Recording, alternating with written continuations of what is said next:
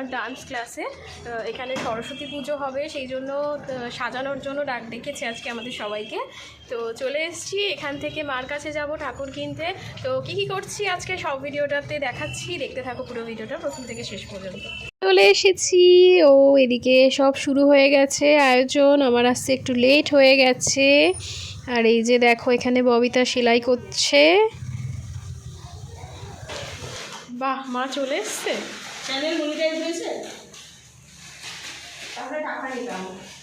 কোন জন্মে হবে ভগবানই জানে। এই এটা তো এটা ইয়ের সঙ্গে উঠছে, ওই ছাদের সাথে উঠছে।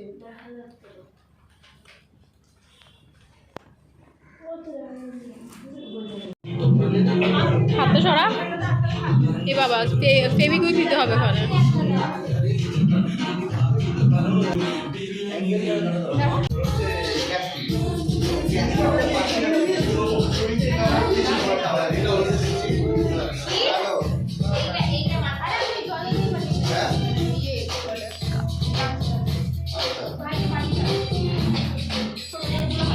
বনি এখন কাজ করার অ্যাক্টিং করছে, এমনি সময় করছে না, ক্যামেরা অন হলে কাজ করছে।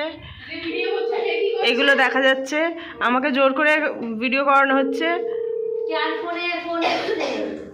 কিছু না করে ক্লান্ত হয়ে পড়েছে এখন, দিয়ে বসেছে।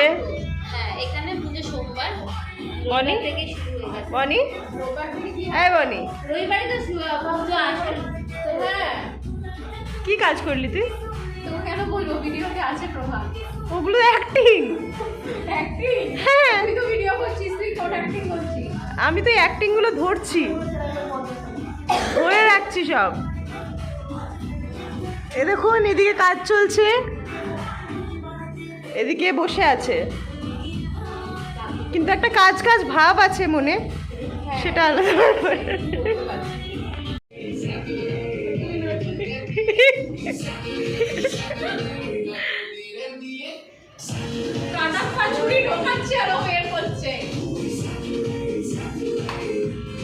দাঁত আছে, দাঁত আছে। বনি এখনো বসে আছে, ইনস্ট্রাকশন দিচ্ছে।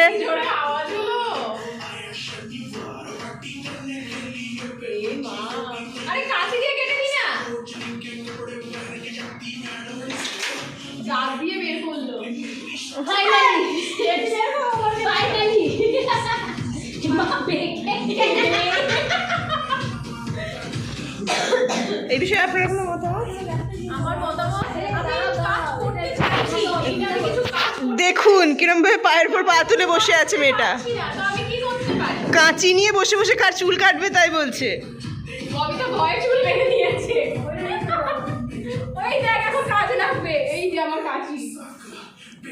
এই প্রথম একটা কাজ বনি করলো, কাঁচি এগিয়ে দিল। তো সরস্বতী মাকে জায়গা মতো নিয়ে একটু দেখা হচ্ছে, কেননা পেছনেতে টুনি লাইট লাগানো হবে, কুলো লাগানো হবে। তো মাকে বসিয়ে দেখে নেওয়া হচ্ছে মাঝখানের পজিশনটা ঠিক আছে কিনা।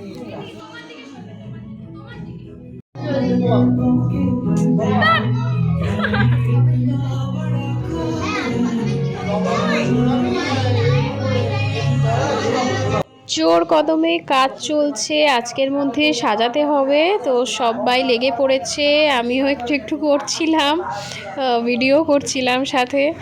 তো এই যে দেখো সবাই কাজে লেগে পড়েছে। স্যাম খুব সুন্দর করে আলপনা দিতে বসেছে। টাকা এদিকে,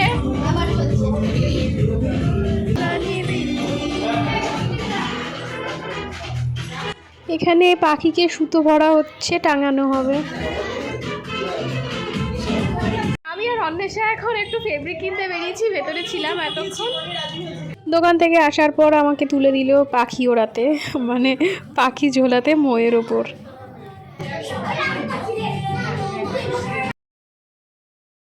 কাজের সাথে সাথে খাওয়া দাওয়াও হয়েছে। তো এই যে দেখো আমরা সব খেতে বসে গেছি। আমার ঘরে চলে এসেছি, এখন মার সাথে ঠাকুর আনতে যাবো, ওই সমস্ত ব্যাগ ফ্যাগ রাখবো, না হলে অসুবিধা হবে। তো এগুলো রেখে এখন মার সাথে বেরোবো ঠাকুর আনতে। তো মাদার ইন্ডিয়াকে পেয়ে গেছি, এখন মাদার ইন্ডিয়ার আর আমি ঠাকুর আনতে যাচ্ছি। একটু হাসে না? না হাসি না।